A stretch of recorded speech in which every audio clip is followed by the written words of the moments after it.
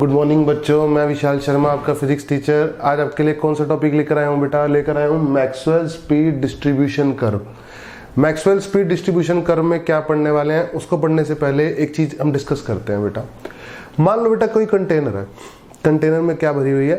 Gas भरी हुई है। आप जानते हो उस कंटेनर के अंदर कई सारे मोलिक्यूल्स है ना, 10 की पावर 10, 10 की पावर 20 भी हो सकते हैं ना, 10 की पावर 40 भी हो सकते हैं ना। बहुत सारे मोलिक्यूल्स है कंटेनर के अंदर, सही है। अब कुछ मोलिक्यूल्स तो मान लो इस डायरेक्शन में जा रहे हैं, कुछ इस डायरेक्शन में जा रहे हैं, कुछ इस डायरेक्शन में जा रहे हैं, कुछ ऊपर जा रहे हैं, कुछ सामने आ रहे हैं। क्या कर रहे हैं? रैंडम मोशन कर रहे हैं। क्या कर रहे हैं बेटा? Random motion. और कोलाइड कर रहे हैं, कोलाइड करके फिर क्या कर रहे हैं? रैंडम मोशन कर रहे हैं। सही बात है बेटा। तो अब हर मोलिक्यूल की स्पीड क्या है बेटा? डिफरेंट है। बोलो सही बात है, कोई दिक्कत वाली बात नहीं। हो सकता है किसी की कुछ और हो, किसी की कुछ और हो, किसी की कुछ और हो। जैसे हो सकता है कि 300 मोलिक्यूल हो जो ऐसे जा रहे हो इस डायरेक्शन में, हो सकता है 500 मोलिक्यूल आपकी तरफ आ रहे हो। सही बात है। हो सकता है 900 मोलिक्यूल इस हॉरिजॉन्टल एक्सिस से 2 डिग्री ऊपर एंगल पे जा रहे हो। अरे सही है। तो कुछ मोलिक्यूल की स्पीड कुछ है, कुछ मोलिक्यूल्स की स्पीड कुछ है, कुछ मोलिक्यूल की स्पीड कुछ और है, और सबकी डायरेक्शन क्या है? अलग अलग। मोशन कैसा है? रैंडम है। सही है। चलो, तो मैक्सवेल नाम के साइंटिस्ट ने एक रैंडम मोशन के लिए इक्वेशन लिखी और ग्राफ प्लॉट किया। इक्वेशन मैं आपको बता देता हूं। पहले बात तो ग्राफ किसकी स्विच में, पहले ये देख लेते हैं। ग्राफ वाई एक्सिस पे कौन है मेरे बच्चे? वाई एक्सिस पे रिलेटिव नंबर ऑफ मॉलिक्यूल्स। कौन है? Relative number of molecules per unit range in speed, that is dn by dv। मतलब समझते हैं dn by dv क्या है? dv है रेंज इन स्पीड। जैसे फॉर एग्जांपल ऐसे समझो कि 30 से 31 मीटर पर सेकंड स्पीड वाले, कितनी बेटा? अब स्पीड तो देखो कुछ भी हो सकती है, रैंडम मोशन है, 0 से इन्फिनिटी तक कुछ भी स्पीड हो सकती है मॉलिक्यूल्स की, है ना। तो मैं बोल रहा हूँ 30 मीटर पर सेकंड से, ढंग से बारीकी समझो, 30 मीटर पर सेकंड से 31 मीटर पर सेकंड की स्पीड वाले मॉलिक्यूल, जो रेंज है ये वन की रेंज है ना, ये वन रेंज है 31 से 30। अब 30 से 31 वाले मॉलिक्यूल्स भी कुछ होंगे कि नहीं होंगे, जिनकी स्पीड 30 से 31 के बीच में होगी। हो सकता है वो 700 हो, तो 700 डिवाइडेड बाय 1, 700 डिवाइडेड बाय 1, 700 कौन से मॉलिक्यूल है जिनकी स्पीड 30 से 31 के बीच में है? That is dn, that is 700। And dv is what? 30 से 31, that means change, that is 1। अरे समझ में आया? तो इनका रेशो वाई एक्सिस है बेटा, और एक्स एक्सिस पे कौन है? स्पीड है। बोलो क्लियर है? ये ग्राफ हमें एक्सपेरिमेंटली मिला है ना, और हायर स्टडीज में हम लोग इसको डिटेल में पढ़ लेते हैं। फिलहाल हम जो इक्वेशन है हमारी, इसको फिलहाल हम ध्यान ही रखेंगे, ठीक है। और ऐसा इसका कोई खास यूज भी नहीं है, ठीक है। नो यूज इक्वेशन है, ठीक है ना। मैं पहले बता देता हूँ, ये ऐसी चीज है जिसका कोई यूज नहीं है। नो यूज इक्वेशन, ठीक है। खैर, अब चक्कर क्या है? अब ये फंक्शन v है dn by dv, है ना, y एक्सिस से फंक्शन v, और उसकी ये इक्वेशन है। ये 4 तो आप जानते हो, पाई आप जानते हो, n number of molecules, v speed, m molar mass gas का, 2 पाई आप जानते हो, r universal gas constant, t temperature, e आप जानते हो, m molar mass, v speed, r universal gas constant और t टेम्परेचर, है ना। कुछ इस तरीके से इक्वेशन दी होती है हमारे को। अब हमें पढ़नी कौन कौन सी स्पीड है? हमें वेरियस टाइप्स ऑफ स्पीड पढ़नी है। एक पढ़नी है हमने एवरेज वेलोसिटी। क्या पढ़नी है मेरे बच्चे? एवरेज वेलोसिटी पढ़नी है सारे मॉलिक्यूल्स की रैंडम मोशन में क्या है कंटेनर के अंदर, ठीक है। एक हम पढ़ते हैं एवरेज स्पीड। एवरेज स्पीड क्या है? एवरेज वेलोसिटी एवरेज स्पीड में बहुत अंतर है ना, आप जानते हैं। फिर हम पढ़ते हैं रूट मीन स्क्वायर स्पीड। क्या पढ़ते हैं? रूट मीन स्क्वायर स्पीड, इसका मतलब होता है आरएमएस। फिर हम पढ़ते हैं बेटा, एक और पढ़ते हैं most probable speed. Most probable speed, हम ये 4 टाइप की स्पीड पढ़ते हैं, और इन 4 टाइप की स्पीड के लिए फॉर्मूले बनाते हैं, ठीक है। ठीक है, कोई दिक्कत वाली बात नहीं है। तो 1 बाय 1 स्टडी करते हैं। सबसे पहले स्टडी करते हैं हम कौन सी स्पीड बेटा? सबसे पहले हम स्टडी करते हैं ये वाली स्पीड, एवरेज वेलोसिटी, है ना। एवरेज वेलोसिटी पढ़ते हैं, फिर एवरेज स्पीड भी पढ़ सकते हैं, कोई दिक्कत नहीं है, ठीक है। अच्छा, एवरेज वेलोसिटी की बात करूं तो रैंडम मोशन है, कुछ मॉलिक्यूल किसी और डायरेक्शन में जा रहे हैं, कुछ किसी और डायरेक्शन में जा रहे हैं, तो एवरेज सबका क्या आने वाला है बेटा? 0। तो सबसे पहले एवरेज के लिए बात करते हैं मेरे बच्चे। एवरेज वेलोसिटी, बोलो सही है। तो एवरेज वेलोसिटी सारे मॉलिक्यूल्स की मिलाकर वेक्टर है वेलोसिटी, सही बोल रहा हूं ना। तो क्या होगी? जल्दी बोलो, शाबाश। v1 सर एक वेलोसिटी, दूसरी वेलोसिटी, ऐसे n मॉलिक्यूल है, सबकी वेलोसिटी डिफरेंट डिफरेंट डायरेक्शन में है, क्या होगी? Divided by n। और इसकी वैल्यू आने वाली है 0 ड्यू टू रैंडम मोशन। क्या आने वाली है? Due to random motion. ऐसा कहा जाता है रैंडम मोशन में जब करोड़ों अरबों होते हैं, है ना, कि कुछ अगर इधर जा रहे हैं इस डायरेक्शन में तो कुछ उससे अपोजिट भी आ रहे हैं, क्योंकि मोशन कैसा है? रैंडम। हम मोशन को ढंग से पढ़ नहीं सकते, रैंडम मोशन है, ठीक है ना। रैंडम मोशन के कारण हमेशा जब भी रैंडमनेस होती है तो उसका एवरेज वेक्टर 0 किया जाता है टू रैंडम मोशन, ठीक है। कोई दिक्कत वाली बात नहीं दूर दूर तक, बिल्कुल सही है।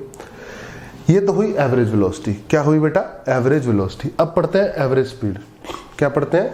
Average speed. हटा दें इसको, स्क्रीनशॉट ले लो मेरे बच्चे, लेना है तो स्क्रीनशॉट ले सकते हो। ले लिया बच्चों ने स्क्रीनशॉट? आगे बढ़ाओ, चलो एवरेज स्पीड पढ़ते हैं, है ना। मुस्कुराते हुए पढ़ेंगे, हंसते हंसते कट जाए रास्ते, है ना। चलो एवरेज स्पीड। एवरेज स्पीड में क्या है बेटा? कुछ मॉलिक्यूल की कुछ स्पीड, कुछ मॉलिक्यूल की कुछ स्पीड, कुछ मॉलिक्यूल की कुछ और स्पीड, है ना।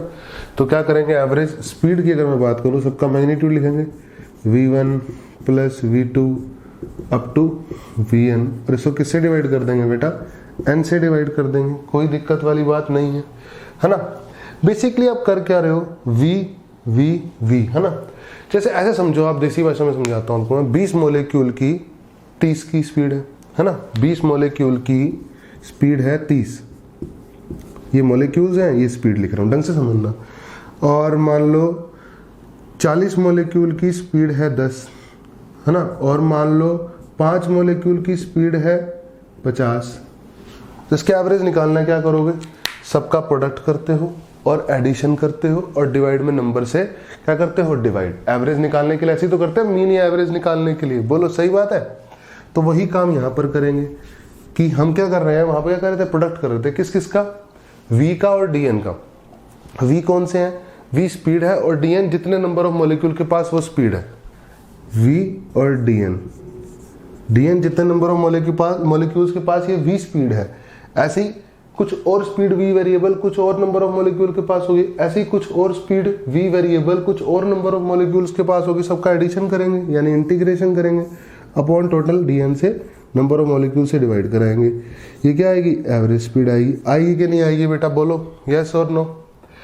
अब एक चीज देखो, आप ध्यान से देखो। अगर मैं यहां से dn आपका dn बाई dv क्या है? fv है मेरे बच्चे। तो dn की वैल्यू क्या है? अगर ध्यान पूर्वक देखा जाए तो fv dv है या नहीं है? बिल्कुल है। यानी इस fv को, ये जो पूरा फंक्शन लिखा हुआ है, इसको dv के साथ मल्टीप्लाई करूंगा तो यहाँ dn आएगा। अरे बोलो, तो क्या करूंगा? v fv, ध्यान से देखो, dv 0 से, और v की रेंज कहां से कहां तक है? 0 से लेकर इनफाइनाइट तक। और नीचे टोटल नंबर ऑफ मॉलिक्यूल्स कितने हैं बेटा? n। तो जब मैं इस पूरे fv को v से मल्टीप्लाई करूंगा और इंटीग्रेट करूंगा v के रिस्पेक्ट में, 0 से इनफाइनाइट तक लिमिट्स डालूंगा, तो ये सारी कहानी सॉल्व करके आ जाती है √8RT बाई पाई m। क्या रहती है? बोलो शाबाश। √8RT by pi m। This is average speed. बोलो समझ में आया? आता कहां से? मैंने आपको बता दिया लॉजिक कहां से आता है। इस पूरे फंक्शन को v से मल्टीप्लाई करना है और v के रिस्पेक्ट में इंटीग्रेट करना है with proper limits 0 to infinite. आपको समझ में आ रहा है अच्छे से? ठीक है, समझ में आ रहा है तो यस सर लिख देना कमेंट में, ठीक है। मेरे को पता लग जाएगा कि मेरे बच्चों को समझ में आता है पढ़ाया हुआ, ठीक है। एवरेज स्पीड खत्म हो चुका है। नेक्स्ट आता है आरएमएस स्पीड। क्या आता है बेटा? RMS speed. हटा दें इसको, एवरेज स्पीड हटा दें। चलो एवरेज स्पीड हटा देते हैं। नेक्स्ट आता है आरएमएस स्पीड। सर ये आरएमएस स्पीड किस चिड़िया का नाम है? क्या कहानी है ये देख लेते हैं। 3rd नंबर पे स्पीड आ रही है आरएमएस, जिसका नाम है रूट मीन स्क्वायर। अब मीन करना है, पहले स्पीड का मीन कर रहे थे हम, क्या कर रहे थे? एवरेज ले रहे थे स्पीड का। अब मीन करना है लेकिन स्केयर्स ऑफ स्पीड का। किसका? स्पीड की जो स्केयर है, स्पीड का स्केयर किया, उन नंबर्स का मीन करना है और फिर क्या लेना है? रूट। तो सबसे पहले तो स्केयर किया किसका और मीन लिया। स्पीड का स्केयर किया, है ना, v1 square, v2 square, vn square upon n। Mean ले लिया स्पीड का स्केयर करके, और उसका क्या कर दिया मेरे बच्चे, रूट कर दिया, ये आ गया VRMS। क्या आ गया मेरे बेटा, VRMS। अब अगर मैं फंक्शन की फॉर्म में बनाऊंगा तो ध्यान से देखो, मुझे क्या करना है, इंटीग्रेट, है ना, इंटीग्रेट करना है। बेसिकली मीन निकालना है किसका, स्केयर्स का, स्केयर यानी वी स्केयर का मीन निकालना है। तो we square dn integrate upon dn का integrate, that is total number n, और 0 से अभी देख लेते हैं, dn को dv की फॉर्म में कन्वर्ट करते हैं, फिर 0 से इन्फिनिट लिख लेंगे। तो वी स्केयर dn आप जानते हो fv dv है, देखो ध्यान से, जानते हो dn आ गया fv dv, यस और नो तो बोल दो, 0 से इन्फिनिट, अब लिमिट लगा दो n। अब आप ये जानते हो बहुत बड़ा फंक्शन है fv, इसको v स्केयर से मल्टीप्लाई करो तो v स्केयर पहले से ही था, v की पावर 4 होगा, और एक्सपोनेंशियल में भी e की power minus mv square by rt type कुछ है, ठीक है ना।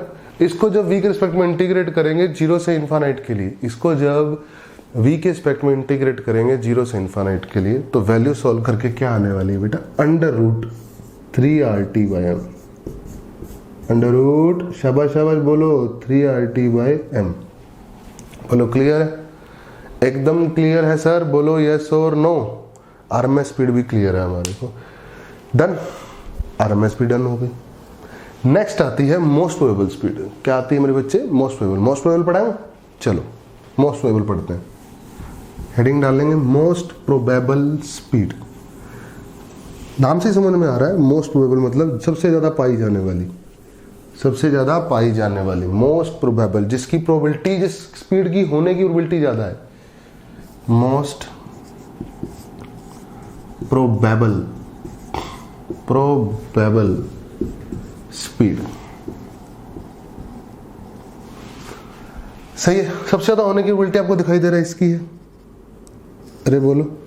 अब यहां पर क्या है, ये function v, function v maximum है, फंक्शन v मैक्सिमम है, यानी d of function v with respect to dv 0 है मैक्सिमम आने के लिए।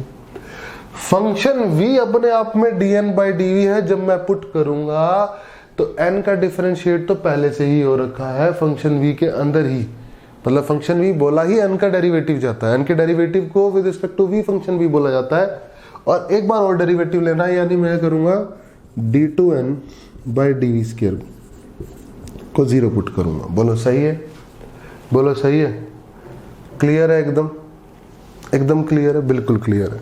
खैर, जब ये सारी कहानी हम इस फंक्शन का डेरिवेटिव लेके जब इसको सॉल्व करते हैं, इस फंक्शन का डेरिवेटिव लेंगे और उसको 0 करेंगे, इस फंक्शन का डेरिवेटिव लेंगे और उसको क्या करेंगे बेटा, 0 करेंगे, तो सॉल्व करके मोस्ट प्रोबेबल स्पीड आ जाती है √2rt/m। इसको तो प्रूव करना भी आसान है, आप एज ए होमवर्क भी कर सकते हो, बता देता हूँ कैसे करेंगे।